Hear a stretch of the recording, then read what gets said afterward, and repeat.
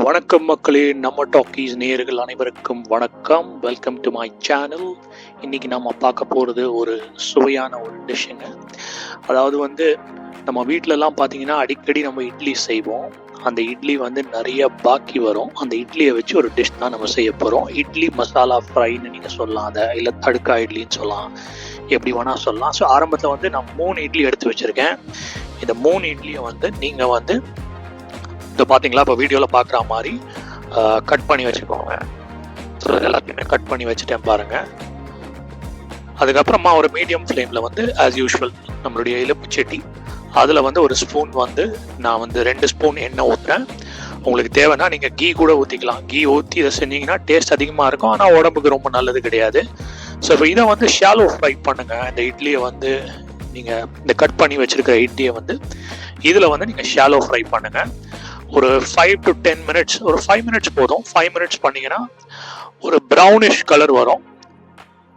ரொம்ப அதிகமாக பண்ணிடாதீங்க. ஒரு 5 minutes நீங்கள் ஷாலோ ஃப்ரை இந்த மாதிரி பண்ணீங்கன்னா, ஆக்சுவலாக அதை ஃப்ரைன்னு கூட சொல்ல முடியாது. ஒரு 2 டீஸ்பூன் எண்ணெய் ஊற்றுறீங்க, அதில் லைட்டாக இந்த இட்லியை பெரட்டுறீங்க.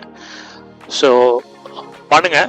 இது பண்ணின பிறகு இதை உங்களுக்கே தெரியும், அந்த இட்லி ஒரு மாதிரி ஒரு ப்ரௌனிஷ் டிஞ்சு கொடுக்க ஆரம்பிக்கும். தனியாக ஒரு பிளேட்டில் எடுத்து வச்சுக்கோங்க. இப்போ இந்த இட்லி ஃப்ரை செய்யறதுக்கு தேவையான பொருள் என்னென்னு பார்த்தீங்கன்னா, ஸ்டாண்டர்டாக நம்மளுடைய வெங்காயம், குடமிளகா, தக்காளி, அதுக்கப்புறமா பச்சை மிளகா, இது எல்லாத்தையும் வெட்டி வச்சுருக்கேன், நீங்கள் பார்த்துருப்பீங்க.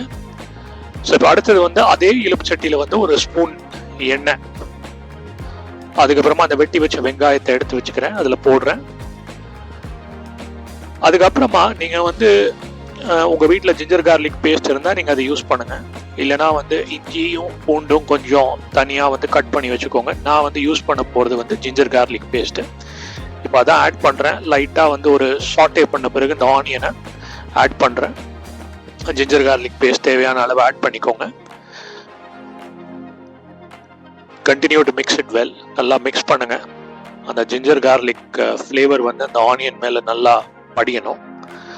அதுக்கு பிறகு நம்ம மற்ற இதெல்லாம் இது பண்ணி வச்சுருக்கோம் பார்த்தீங்களா, ரெடி பண்ணி வச்சுருக்கோம். அதாவது பச்சை மிளகா, ஒரு பச்சை மிளகா தான் ஆட் பண்ணியிருக்கேன், ஏன்னா சில்லி பவுடர் எப்படியும் ஆட் பண்ணுவோம். அதுக்கப்புறமா வெட்டி வச்ச குடமிளகா, அதுக்கப்புறம் தக்காளி போட்டு ஆஸ் யூஷுவல் அந்த மிக்சிங் ப்ராசஸை நீங்கள் கண்டினியூ பண்ணுங்கள். மிக்சிங் ப்ராசஸ் கண்டினியூ பண்ண பிறகு உங்களுக்கு தேவையான அளவு தண்ணி விட்டுக்கோங்க.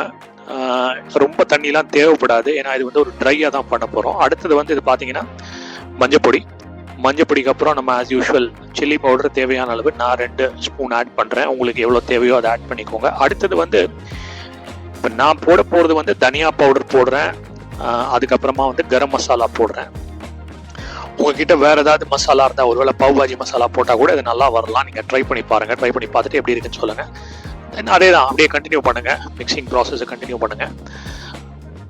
நடுவில் தண்ணி தேவைன்னா ஆட் பண்ணிக்கோங்க, ஏன்னா அது குவிக்காக ட்ரை ஆகிறதுக்கான வாய்ப்பு இருக்குது. ஏன்னா நிறைய பொடிகள் ஆட் பண்ணியிருக்கோம்.